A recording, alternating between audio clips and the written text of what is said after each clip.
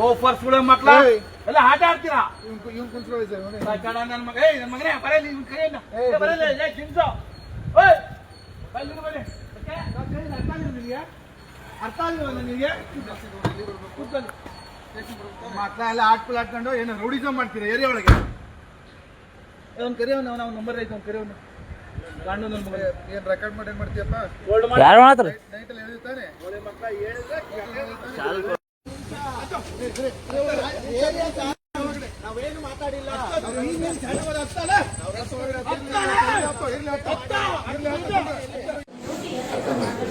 ನಾನು ಅನುಭವಿಸ್ತೀನಿ ಯಾವಾಗ ಒಂದ್ಸಲ ಎಲ್ಲರೂ ಯಾರಿಗೋ ಹೊಡ್ಬಿಟ್ಟೆ ನಾನೇನು ಒಳ್ಳೆ ಸಮಯ ಸಂದರ್ಭ ಅಂತ ಹೇಳಿದ್ರು ಇಷ್ಟೇ ಆಗಿದ್ದು.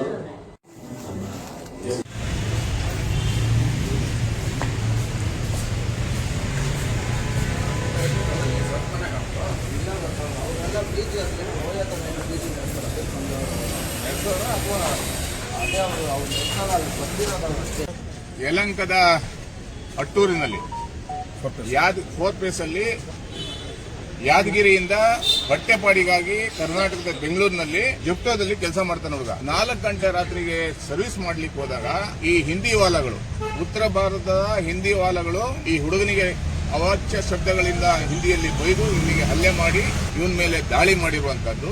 ತಕ್ಷಣ ನಮ್ಮ ಯುವ ಘಟಕದ ರಕ್ಷಿತ್ ಹೋದವಾಗ ಪೊಲೀಸವರು ರಕ್ಷಿತ್ ಮತ್ತೆ ಇವ್ರ ಮೇಲೆ ಹಲ್ಲೆ ಮಾಡಿ ಹಿಂದಿಯವರಿಗೆ ಸಪೋರ್ಟ್ ಮಾಡುವಂತ ಕೆಲಸವನ್ನ ಮಾಡಿದ್ದಾರೆ.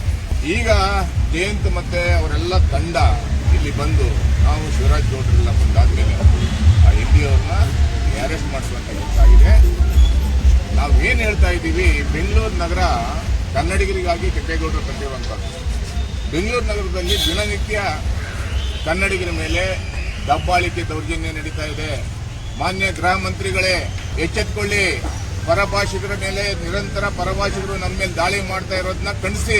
ಬೇರೆಯವರಿಂದ ನಮ್ಗೆ ಅನ್ಯಾಯ ಆಗ್ತಾ ಇಲ್ಲ. ನಮ್ಗೆ ಅನ್ಯಾಯ ಆಗ್ತಾ ಇರೋದೇ ಈ ಹೊರ ರಾಜ್ಯದಿಂದ ಬಂದಿರಲ್ಲ. ಕನ್ನಡದ ಕಾವೇರಿ ನೀರು ಕುಡಿದು ಇಲ್ಲಿ ಅನ್ನ ತಿಂದು ಕನ್ನಡಿಗರ ಮೇಲೆ ದೌರ್ಜನ್ಯ ಮಾಡ್ತಾ ಇದಾರಲ್ಲ, ಇವ್ರನ್ನ ನಾವು ಯಾವತ್ತೂ ತಡೆಯೋಕ್ಕಾಗಲ್ಲ. ಈವಾಗಲೇ ನಾವು ಹೋರಾಟವನ್ನು ಹಮ್ಮಿಕೋಬೇಕಾಗತ್ತೆ. ಬೆಂಗಳೂರು ಬಿಟ್ಟು ತೊಲಗಿ ಅನ್ನುವಂತ ಎಚ್ಚರಿಕೆಯನ್ನು ಕೊಡಬೇಕಾಗತ್ತೆ. ದಿನನಿತ್ಯ ಬಸ್ಗಳಲ್ಲಿ ಕನ್ನಡಿಗರ ಮೇಲೆ ದಾಳಿ ನಡೀತಾ ಇದೆ, ಪೊಲೀಸರ ಮೇಲೆ ದಾಳಿ ನಡೀತಾ ಇದೆ, ಐಟಿ-ಬಿಟಿಗಳಲ್ಲಿ ಕನ್ನಡಿಗರ ಮೇಲೆ ದಾಳಿ ನಡೀತಾ ಇದೆ. ಎಚ್ಚೆತ್ತುಕೊಳ್ಳಿ ನಮ್ಮ ಪೊಲೀಸ್ ಅಧಿಕಾರಿಗಳು. ಈ ಕೂಡಲೇ ಇಂಥ ಯಾರು ದುಷ್ಟರು ಇದ್ದಾರೆ ಅವ್ರನ್ನ ಒತ್ತು ಒಳಗಡೆ ಹಾಕುವಂತ ಕೆಲಸ ಮಾಡಿ. ಕನ್ನಡಿಗರು ಹೊಟ್ಟೆಪಾಡಿಗಾಗಿ ಈ ರೀತಿ ಬೆಳಿಗ್ಗೆ 4 ಗಂಟೆಗೆ ಯಾರು ಕೆಲಸ ಮಾಡ್ತಾರ್ರಿ?